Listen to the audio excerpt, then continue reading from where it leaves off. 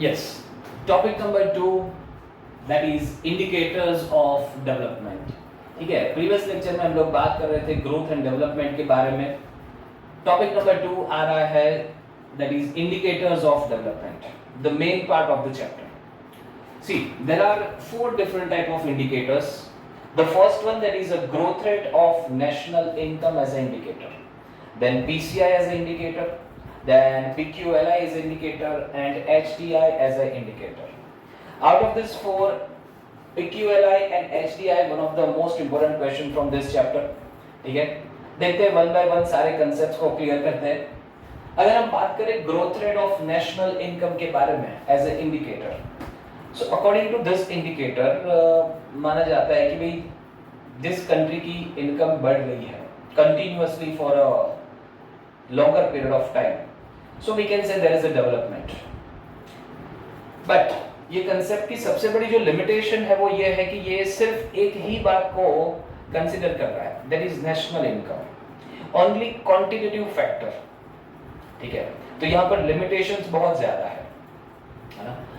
सिर्फ national income से आप ये जज नहीं कर सकते कि वेदर कंट्री इज डेवलपिंग और not. There are so many other criterias to be जज. कंट्री के अंदर लोगों का स्टैंडर्ड ऑफ लिविंग, देखो एक बात समझ लो, सही मायने में डेवलपमेंट क्या है? जब लोगों का स्टैंडर्ड ऑफ लिविंग रेज होने लगे फ्रॉम टॉप टू बॉटम, तब समझना कि yes there is a development, there is a true development. National income तो हर साल बढ़ती है, पीसीआई हर साल बढ़ता है, ऑन पेपर बढ़ रहा है और बढ़ भी रहा है, चलो मान लीजिए, बट उसके जो रिजल्ट्स हैं वो बॉटम क्लास तक नहीं आ रहे, वो मिडिल क्लास तक नहीं आ रहे, या फिर जितना मिलना चाहिए उतना नहीं मिल रहा है. वो प्रॉब्लम है ना. जो रिजल्ट्स है वो ज्यादातर टॉप लेवल को मिल रहा है क्योंकि कंट्रीब्यूट नेशनल इनकम के अंदर उन्हीं का ज्यादा चल रहा है, upper class of the society. ठीक है, मिडिल क्लास बहुत ही माइनर कंट्रीब्यूट कर रहा है तो रिजल्ट्स भी माइनर मिल रहा है, बॉटम क्लास को ये रिजल्ट्स मिलते मिलते बहुत टाइम लग जाता है. ठीक है, खैर, तो ये जो इंडिकेटर है ये बताना चाहता है कि अगर किसी कंट्री की इनकम बढ़ रही है साल बाय साल, year by year, then we can say the country is developing. But जैसे मैंने आपको कहा कि इसको as a sole indicator use नहीं किया जा सकता, इसको कॉम्प्लीमेंट्री इंडिकेटर के तौर पर यूज किया जाता है along with some other indicators, क्योंकि अकेले नेशनल इनकम के बेस पर आप ये कंक्लूड नहीं कर सकते कि वेदर कंट्री इज डेवलप और नॉट. ठीक है, फाइन. लिमिटेशंस की अगर मैं बात करूं तो there is a 3 limitations. The first one, that is a difficulty in calculating national income. ये चीज आपको पता होगी कि भाई नेशनल इनकम की जो फिगर हमारे पास आती है, there are different methods of calculating. Third topic पे बात करेंगे. वो अप्रोक्सीमेट फिगर आती है, रियल फिगर नहीं होती है. ठीक है, उसको मतलब बहुत सारी ऐसी इनकम है जो मतलब शो नहीं की जाती हमारी नेशनल इनकम के अंदर. There is a tax evasion and lot many problems are there. Person having a more than one business, वो disclose नहीं करते उसको.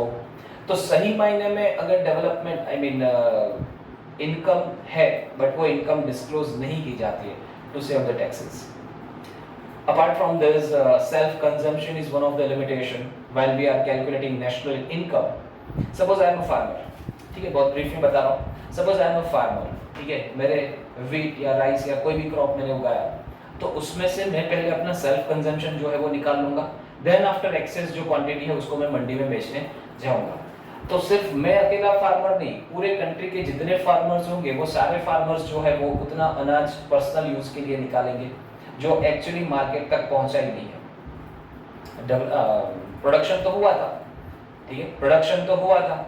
हम जब नेशनल इनकम काउंट करते हैं तो उसमें एक साल की जीडीपी काउंट करते हैं तो एक साल के टोटल प्रोडक्शन को कंसीडर करते हैं. ठीक है, मीनवाइल ऐसे प्रोडक्शंस के जो मतलब हुए तो है बट जिसको मार्केट तक पहुंचा ही नहीं है ड्यू टू सेल्फ कंजम्पशन. तो ऐसी कुछ लिमिटेशंस के चलते नेशनल इनकम की जो फिगर हमारे पास आती है वो ट्रू फिगर नहीं आती है, and that is why it is not used as a sole indicator. ठीक है, इसी को बेस बना के आप कंट्री को क्लासिफाई नहीं कर सकते. The first limitation. ठीक है, difficulty in calculating national income. Because national income में बहुत सारी लिमिटेशंस है जब आप कैलकुलेट करते हो तो। Second one, that is a population. Most important limitation of this topic is ignorance of population. ठीक है, लेट मी एक्सप्लेन यू कि suppose I am telling you that there is a one family, ठीक है, there is a one family जिसकी income है suppose 15,000 per month and ठीक है, तो 15,000 पर मंथ अगर कोई फैमिली अर्न कर रहा है and having 4 family members, then what you say sir ठीक ठाक बहुत ही चल रहा होगा क्योंकि 15,000 में 4 लोगों को चलाना ठीक है, चलो। देन नेक्स्ट ईयर ये इनकम रेज होकर हो जाती है 25,000। Now we will say okay, little bit better as compared to the previous year. Okay, 15 to 25 का जंप मिला, अच्छी बात है। Standard of living little bit improve हुआ होगा, बट ये 4 to 6 हो गए। अगेन क्या बात हो गई, आपका जो जंप था, रेस था, वो नलिफाई हो गया। ओके चलो, कुछ साल बाद ये बंदा पहुंच जाता है 45,000 तक। Okay, now somewhat better condition than some previous years। नहीं, ये हो जाते हैं 9 people in the family। Again जो ग्रोथ मिला था वो कहीं ना कहीं वाइप आउट हो गया। Then after he reached to the suppose after a few years he reached to 80,000। Now you can say sir, will it be okay 80,000? But on the contrary, there is a 13 people, 13 members in their family, so again this growth is wiped out। This is our national income। एक बार समझो, अगर मैं ये family members hide कर देता, सिर्फ ये data आपको शो करता 15 to 25 से 45 से 80,000 without considering this number of person in the family, आप कहते कि सर बहुत ही बेटर सिचुएशन में होगा उसका फैमिली, कहाँ 15,000 कहाँ 80,000, राइट। बट जब आपने साइमल्टेनियसली 4, 6, 9 और 13 फैमिली मेंबर्स देखे, तो आप खुद ये जज कर पा रहे हो कि नहीं, ये जो भी ग्रोथ है वो कहीं ना कहीं वाइप आउट हो रहा है और स्टैंडर्ड ऑफ लिविंग ऑलमोस्ट उसका नियर बाय जहां पर था वहीं पर है। Same with the case of this national income, because in national income आप सिर्फ ये अपग्रेडेड वर्जन देख रहे हो, अपग्रेडेड नेशनल इनकम देख रहे हो साल बाय साल। आप पॉपुलेशन को तो बिल्कुल इग्नोर किया है ये कंसेप्ट के अंदर। इसीलिए ये कंसेप्ट की सबसे बड़ी लिमिटेशन जो है वो है इग्नोरेंस ऑफ पॉपुलेशन, ठीक है। और यही कंसेप्ट की लिमिटेशंस को ओवरकम करने के लिए हमने सेकंड कंसेप्ट चुना था, दैट इज अ पीसीआई, जहां पर national income along with population को हम कंसीडर करेंगे अगले टॉपिक के अंदर, ठीक है। तो आपकी ये दूसरी लिमिटेशन हो गई नेशनल इनकम के बारे में, ignorance of population. And the third thing is that different methods of calculating national income, ठीक है। प्रोडक्शन मेथड से आप नेशनल इनकम काउंट कर सकते हो, एक्सपेंस मेथड से कर सकते हो, इनकम मेथड से कर सकते हो, ठीक है। एंड अनफॉर्चुनेटली ये तीनों का जो मतलब लगभग आंसर एक्चुअली तो सेम आना चाहिए बट डिफरेंट आ रहा है ना। जब भी ये नेशनल इनकम काउंट करते हैं on the basis of production method, एक साल के अंदर कंट्री के अंदर जितना भी प्रोडक्शन हुआ है उन सब का टोटल किया जाए फिनिश गुड्स का, ठीक है। तो उसका जो आंसर आएगा एज अ नेशनल इनकम, फिर मैं काउंट करता हूं कि एक साल के अंदर जितने भी एक्सपेंसेस हुए हैं, किसी एक का एक्सपेंस दूसरे का इनकम बनता है, समझ लो, किसी एक का एक्सपेंस दूसरे का इनकम बनता है, तो total of expense is one of the method of calculating national income should be the equal of the total of the income, क्योंकि जितना एक्सपेंस हुआ सामने इतनी ही इनकम हुई है, बट अनफॉर्चुनेटली ये दोनों आंसर भी डिफरेंट आ रहे हैं। यानी कि due to so many errors there is a problem in calculating national income. Again, at a market price and at a base price, there is a difference in the calculation of national income. So कुल मिला के ये जो indicator है वो indicator को as a complementary indicator use किया जाता है, सोल इंडिकेटर के तौर पर यूज नहीं किया जाता due to this limitation. Okay, moving to the next indicator that is a growth rate in PCI. अभी हमने डिस्कस किया कि there is a ignorance of population in this method. So यहाँ पर हम PCI से काउंट करें. PCI that means per capita income. किसी भी कंट्री का PCI जो है वो कंट्री की स्ट्रेंथ दिखाता है, लोगों का परचेजिंग पावर दिखाता है. कैसे मिलता है? Total national income divided by the countries population. You will get average income of a person in that country. अब जब मैं ये बात करता हूं कि एवरेज इनकम की बात चल रही है, तो यहां पर top middle bottom contribution to the national income, to the national income, to the national income, हम तीनों के कंट्रीब्यूशन से ये नेशनल इनकम बनती है. But the highest contribution given by this category of people, ठीक है, and the lowest contribution given by this category of people, इन तीनों की एवरेज करके मिलता है हमें PCI. PCI देखना चाहते हो इंडिया का? इंडिया का PCI है as per 2015 census that is a $5,497. एक एवरेज इंडियन की इनकम इतनी निकल कर आती है, ठीक है. Previous data as per your textbook, data थोड़े से प्रीवियस है, बहुत ही पुराने डेटा है. But here, $5,497 is the India's PCI. While we compare this PCI with the developed nation like Norway having a rank first in HDI, $64,992. See the difference. Almost $65,000. Almost 5,000. 5,000 or 65,000. There is a huge gap between these two. Norway ranked first in the world, having this much amount of PCI. If we talk about USA, $52,947. Again, there is a huge gap. ठीक है. Then after China is having a $12,547. Sri Lanka is also ahead of us, $9,000 something. India $5,497. Pakistan हमसे नीचे है $4,866. This is the PCI. According to this indicator, ये क्या suggest करता है कि भाई जब कंट्री का मतलब ईयर बाय ईयर अगर ये पर कैपिटा इनकम रेज करती है तो we can say there is a development in the country. Repeat. According to this indicator, जब कंट्री का PCI year by year increase होता है, that means कि country is developing. Still this indicator is having lots of limitations. No doubt, एक limitations को हमने overcome किया, that was a population. Growth rate, national income में आपने population को ignore किया था. यहाँ पर हमने along with national income population को भी consider किया, but still this is not enough. ये दो बातों से भी आप conclude नहीं कर सकते whether country is developed or not. We have to go further. We have to analyze some more aspects to categorize the country whether it is a developed or not. ठीक है. एक चीज और यहाँ पर देख रहे हो आप लोग, ग्रोथ रेट मैंने मेंशन किया है परसेंटेज में. नॉर्वे का हर साल ग्रोथ रेट है 1.1%, यूएसए का है 1.6%, चाइना का है 6.7 और इंडिया का है 6%. चाइना को छोड़ दीजिए. अब बात करें नॉर्वे 1.1% सर, उनसे तो हमारा ग्रोथ रेट ज्यादा है, 6% का ग्रोथ रेट है, फिर भी नॉर्वे रैंक फर्स्ट और हम 130th रैंक पर. Why it is so? There are so many reasons. कुछ रीजंस की मैं बात कर देता हूँ. फर्स्ट ऑफ ऑल, नॉर्वे जो है वो एक डेवलप्ड नेशन में आता है और वो भी रैंक फर्स्ट में आता है, ठीक है. Point number 2, country is having a list population.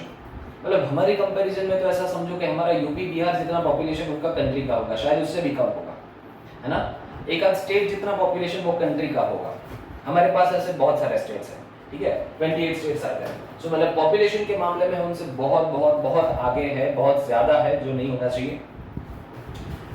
ये भी अभी आपको कंक्लूड करने के लिए इनफ नहीं है कि सर फिर भी ये बात अभी डाइजेस्ट नहीं हो रही है. एक बात समझो बेटा कि जो कंट्री ऑलरेडी डेवलप हो चुकी है ना, जिन्होंने ऑलरेडी बॉक्सेस टिक कर चुके हैं ना, उनको सिर्फ वो मेंटेन करना है. उनका जो एक स्टेटस है ना, वो स्टेज को मेंटेन करना है, बनाए रखना है उसको, ठीक है. तो उतना जंप अगर ना भी लगाए तब भी क्या है वो अपने आप को मेंटेन कर सकते हैं। While country like India and China, we have lots of things to be completed. जहाँ पर हमें ये जंप लगाना होगा, जहाँ पर हमें ये रफ्तार से दौड़ना होगा ताकि हम उनके साथ पहुँच पाए, है ना। कोई मतलब रेस लगा रहे हैं, ठीक है, आप अगर जो आपसे 3-4 किलोमीटर आगे है और आप उससे पीछे है तो आपको थोड़ा ज़्यादा जोर लगाना पड़ेगा, क्योंकि वो तो already near by winning zone पर खड़ा है ना। तो वो अपनी स्पीड जितनी है उसको मेंटेन करके चले तो भी चलेगा, but we as a country we need to give more focus, we need to add some fuel to our economic growth, है ना। दैट्स वाई हमारा ग्रोथ रेट इतना है 6% है, उनसे 6 गुना ज़्यादा है, फिर भी ये कहीं ना कहीं कम पड़ रहा है।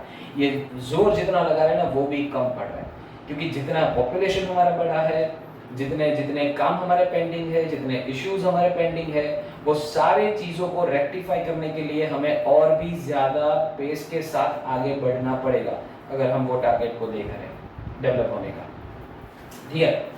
मीनवाइल चाइना, सर आप पूछोगे सर चाइना हमसे आगे, हाँ डेफिनेटली आगे है। हम दोनों एक ही कतार में खड़े हैं, मतलब कि डेवलपिंग नेशन के स्टेज पर खड़े हैं, बट चाइना वो डेवलपिंग कैटेगरी में भी ऐसा समझो कि रैंक 1 पर है। डेवलपिंग के जितने भी नेशन है उसके रैंक 1 पर चाइना अगर खड़ा है, फाइन। जो चीज़ें आज अभी हम इंडिया में कर रहे हैं, जैसे कि मेट्रोज है, then after industrial development expansion है, वर्ल्ड वाइड ग्रोथ, जो भी आप देख रहे हो, नो डाउट बेटर कर रहे हैं, पहले से काफ़ी ज़्यादा अच्छा कर रहे हैं, बट चाइना ये काम 2003 से लेकर 13 तक कंप्लीट कर चुका है, समझ लो। मैक्स 15 तक वो कंप्लीट कर चुका है, और आज वो जो भी काम किए थे उसके रिजल्ट्स वो ले रहा है। हमारा वो ट्रांजिशन पीरियड चल रहा है, जो उनका 2003 से 15 के बीच में हुआ था, हमारा वो अभी चल रहा है, समझो। 2016 से लेकर 26 तक हमारा वो ट्रांजिशन पीरियड अभी चल रहा है। देन अपकमिंग 10 इयर्स के अंदर हम चाइना जैसा पाएंगे, बट स्टिल 10 साल की जो गैप ऑलरेडी है वो तो रहेगी, क्योंकि चाइना अभी कुछ नया और कर रहा है जो आगे आने वाले टाइम में हम करने वाले हैं। बात समझ में आई? That's why there is a difference. उनकी भी पॉपुलेशन ज़्यादा है, बट थिंग इज दैट कि थोड़ा बहुत चेंजेस है, हम में और उनमें फ़र्क है। फाइन, तो ये हुआ हमारा पीसीआई।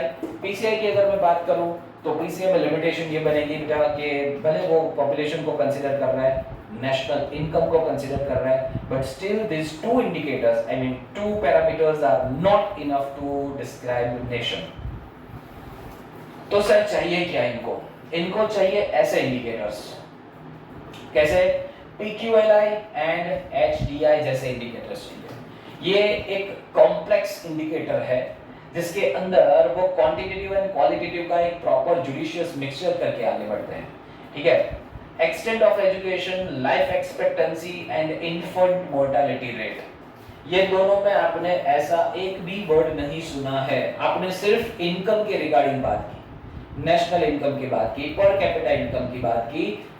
ये कंसेप्ट बिल्कुल नया देख रहे हो आप। Extent of education, life expectancy of a person and infant mortality, ठीक है।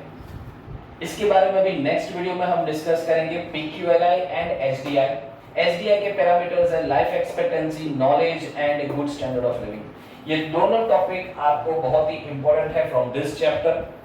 HDI एक्सप्लेन कीजिए या फिर PQLI एक्सप्लेन कीजिए।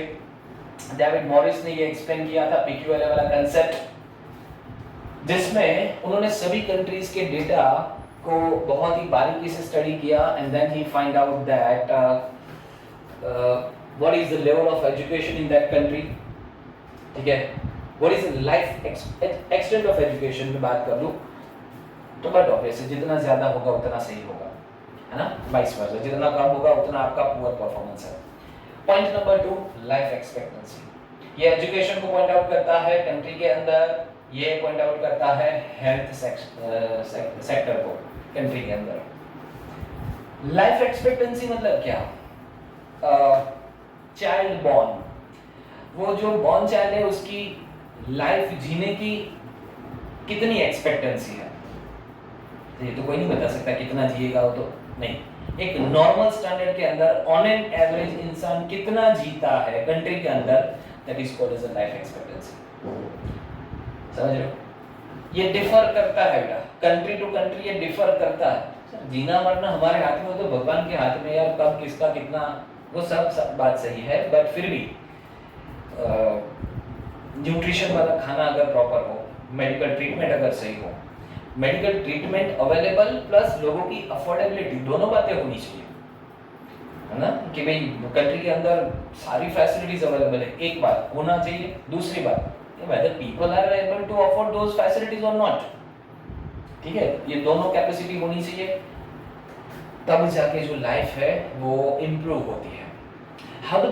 how much people are conscious about their health, समझ लो, नुक्कड़ पे जाना है, हम लोग टू व्हीलर लेकर भाग रहे हैं, पॉल्यूशन बढ़ा रहे हैं, हेल्थ खराब कर रहे हैं, जापान को देख लीजिए, सेल्फ अवेयरनेस इज देयर, लोग साइकिल लेना पसंद करेंगे, पॉल्यूशन का भी प्रॉब्लम कम होगा, हेल्थ भी अच्छी रहेगी, that is called as a self awareness. उनकी अफोर्डेबिलिटी नहीं है ऐसा नहीं है, अफोर्डेबल है, बट फिर भी पब्लिक ट्रांसपोर्ट को यूज करेंगे, साइकिल यूज करेंगे, this is called as a, कहते हैं ना, मतलब high civic sense, self awareness. और वो सेल्फ अवेयरनेस ऐसे नहीं आती, वो चिल्ला चिल्ला के नहीं आती है, वो प्रमोशन से नहीं आती है, वो पब्लिसिटी से नहीं आती है, वो आती है यहाँ से, एजुकेशन से। When country is educated enough, उनको ये सारी बातें समझ में आती है, बाई सेल्फ समझ आती है ना। पॉपुलेशन के बारे में हम लोग गवर्नमेंट कैंपेन चला चला के थक गई, 50s में, 60s में, 70s में, 80s में, इवन 90s में, फिर भी पॉपुलेशन इतना बड़ा क्यों?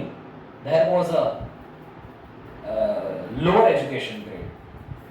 People were not aware about family planning and all these things. ठीक है, but after 90s period, 2000 में, 2010 में जो population आए, जो पेरेंट्स आए, उनको ये सेंस था कि मतलब व्हाट इज फैमिली प्लानिंग, कितने बच्चे होने चाहिए, कब होने चाहिए, वो धीरे धीरे बात समझ में आई।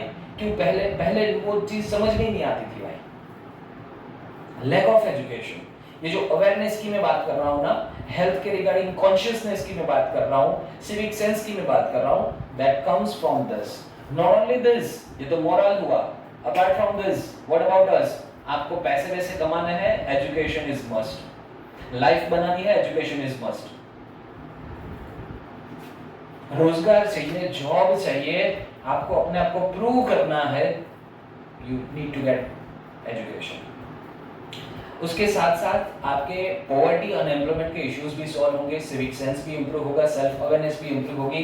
सारे प्रॉब्लम का सॉल्यूशन है एक्सटेंट ऑफ एजुकेशन बढ़ना चाहिए, right? Okay fine. Life expectancy focuses on the health issues, ठीक है। जस्ट वन एग्जांपल दे देता हूं कि भाई country like some of the developed nations have 82 to 84 years of average life, यानी कि 80 to 84 इयर्स तक लोग जी लेते हैं। चाइना में लगभग 75 इयर्स तक जी लेते हैं, इंडिया में 67 68 इयर्स तक जीते हैं। That shows a lower life expectancy in India. हाँ, कंपैरेटिवली 40 60s की हम बात करें तो वहां पर 60 ईयर का हमारा एक्सपेक्टेंसी था, जिसको इंप्रूव करके हम 68 तक लेकर आए हैं। बट अभी और भी आगे रास्ता काटना है, मोर देन 70 में क्रॉस करना है ना। एंड तीसरा जो मतलब हमारा पैरामीटर है, that is infant mortality rate, यानी कि जब कोई बच्चा पैदा होता है तो जिसकी death with in a year हो जाती है, पर 1000 ऐसे कितने बच्चों की डेथ होती है, उसको कहा जाता है इन्फेंट मोर्टेलिटी रेट। ये रेट जितना कम होता है उतना अच्छा रहता है कंट्री के लिए। इसको अभी हम डिटेल में डिस्कस करेंगे अगले वीडियो में। And fourth indicator that is a human development index, उसमें भी 3 पैरामीटर है, life expectancy, education and good standard of living. ठीक है, ये दोनों इंडिकेटर अगले लेक्चर में हम डिस्कस करेंगे। Till then take care, bye bye.